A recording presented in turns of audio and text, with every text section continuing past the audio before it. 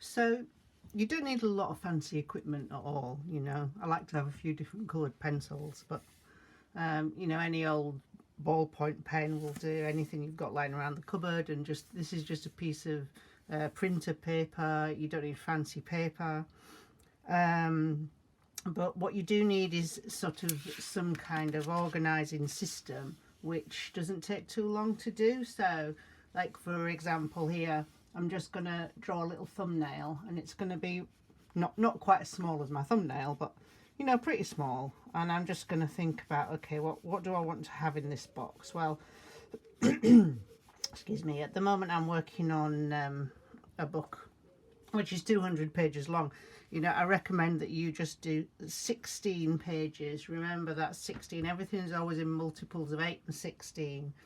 And what you're going to make here is a zine, which is going to have a maximum of 16 pages, and that includes the front and back cover. Okay, so if I think about, like, if I was trying to do a really condensed version of the book I'm working on now, I would have to sort of think about the front cover, which has a person in a landscape, which is sort of a little bit like my thing, isn't it? Maybe I'd divide it in thirds like that. Maybe I'd have the title here and my name here, and maybe some sort of clouds going across like this. Excuse me, I'm just going to turn my heater off because it's making a noise. Okay, there we go, that's better. So, you know, your thumbnails, you don't want to sort of spend ages drawing them, because the drawing happens afterwards, and this is just the planning stage at the moment. And really the drawing is the thinking. It's not a separate thing. We don't draw and then think, or think and then draw, but we do try to plan a little bit. The other thing I think to bear in mind is that at this stage nothing's right or wrong. This is just you kind of getting your ideas down, and you know, just don't forget that everything can change. Everything should change, really, otherwise it's not a creative thing.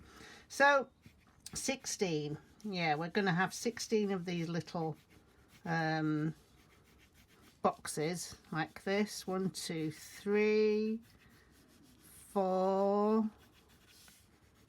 5, 6, 7, 8, 9, 10, 11, 12, 13, 14, 15, 16, and this is going to be the back, and this is the front. If you've got any dialogue, you can sort of write a little bit of it at the bottom, or you could sort of draw it here and have an arrow pointing or whatever. You know, this is just kind of very rough notes. Now, here's where having lots of different coloured pencils comes in, because it is kind of like, it's hard to read images at this size, so maybe you might want to colour code things. That's one of my things. I suppose maybe you could have one pencil a different colour for each character, or that kind of thing.